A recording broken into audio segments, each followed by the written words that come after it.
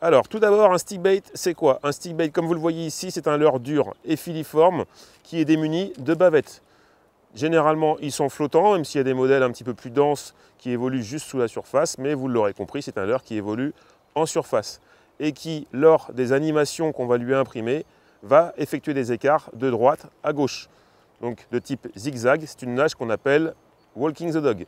Ça imite parfaitement un alevin en fuite, donc chassé par un prédateur. Il existe des modèles un petit peu agressifs comme celui-ci, muni de billes. Il en existe également des modèles sans billes, voilà, plus discrets pour des poissons un peu plus éduqués ou pour pêcher des zones où la pression de pêche est forte. Ces leurres, on les utilise sur chasse ou pour pêcher à vue, mais également pour prospecter rapidement sur des grandes étendues, au-dessus de champs d'herbiers ou sur des plages. Tous les carnassiers capables de venir chasser jusqu'en surface y répondent. Donc ça va du brochet en passant par la perche, mais également le black bass. Et vous avez également les plus petits modèles, des modèles de 4, 3, 4, 5, 6 cm qui peuvent intéresser également les chevennes. Pour l'utilisation, ça fonctionne généralement quand l'eau atteint au moins les 15 degrés, donc c'est-à-dire du début du printemps à la fin de l'automne. Je vous parle du matériel pour utiliser des stickbaits. Alors, généralement, il faut des cannes avec des actions assez nerveuses, donc de type fast, pour avoir une action directe sur le leurre. Ces cannes, généralement, avoisinent les 2 mètres. On peut prendre un peu plus long quand on pêche dans les grands milieux. Voilà, mais une canne de 2 mètres est assez polyvalente pour utiliser la plupart des stickbaits du marché. La puissance doit être adaptée au modèle de stickbait qu'on utilise et aux poissons que l'on recherche. Alors là, on est sur un stickbait de taille moyenne. Il en existe des très gros destinés au brochet. Donc une canne plutôt 10-35 grammes pour les plus gros stickbaits.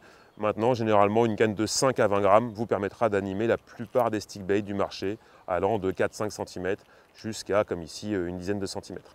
Concernant le moulinet, on va équiper une canne médium, comme ici, de puissance 5-25 grammes, d'un moulinet taille 2500 à 3000, possédant une récupération supérieure à 75 cm. L'idée étant de récupérer le mou dans la bannière après chaque animation sans avoir à faire des tours complets de moulinet. Pour une canne plus forte, vous l'aurez compris, on peut avoir un moulinet de taille 3000, 3500 pour utiliser des stickbaits destinés au brochet, toujours avec une récupération assez importante. Concernant les fils, on optera plutôt pour de la tresse. Comme je vous l'ai dit précédemment, l'action de la canne, on choisit une action nerveuse pour avoir une action directe sur le leurre. La tresse, on va dans la continuité de cette idée. Donc une tresse, ça n'a pas d'élasticité contrairement au nylon, donc l'action sera plus directe sur le leurre. Donc je recommande plutôt l'usage de tresse. Sur une canne médium et un moulinet de taille médium, on utilisera plutôt une tresse allant de 10 à 13 centièmes. Tandis que sur une canne destinée à animer des gros stickbaits pour le brochet, on pourra monter jusqu'à 15-16 centièmes. N'oubliez pas bien évidemment d'ajouter une pointe en fluorocarbone, donc encore une fois adaptée à la taille du stickbait et au poisson que vous recherchez. Pour des pêches de petits carnassiers, des fluorocarbones de 20 à 30 centièmes conviennent parfaitement. Pour bien évidemment une pêche de brochet, il ne faudra pas hésiter à mettre 50-60 centièmes voilà, et voire au-delà selon le stickbait que l'on utilise pour limiter les risques de coupe. Alors concernant le raccord, donc pour raccorder son stickbait au bas de ligne, généralement alors, il y a 2 options. On peut soit raccorder en direct à l'aide d'un nœud fermé de type palomar ou nœud cuillère. Voilà, c'est une option qui fonctionne très bien. Maintenant, il est également possible d'utiliser des agrafes. En revanche, sur les plus petits modèles de stickbait, le poids de l'agrafe peut avoir une incidence sur la nage du leurre et donc il vaudra mieux les nouer en direct. Maintenant, sur un stickbait de cette taille, il n'y a aucun souci, on peut tout à fait les raccorder à l'aide d'une agrafe. Alors maintenant que vous connaissez l'essentiel sur le stickbait, je vous montre comment on les anime. Alors le stickbait, l'idée, alors dans le cas d'une chasse ou d'une pêche de poisson à vue, l'idée déjà c'est de propulser son leurre derrière le poisson que vous avez repéré pour ne pas l'effrayer quand le leurre touche l'eau. Dans le cas où ce n'est pas des pêches sur chasse ou sur poisson à vue, l'idéal quand même c'est de lancer un peu plus loin que la zone où vous soupçonnez la présence de poisson, d'attendre quelques secondes que le halo provoqué par la chute du leurre se dissipe et ensuite on va positionner sa canne basse et entamer une récupération linéaire avec le moulinet, ponctué de coups de sion pour faire slider le leurre de droite à gauche et donc lui imprimer sa nage en walking the dog.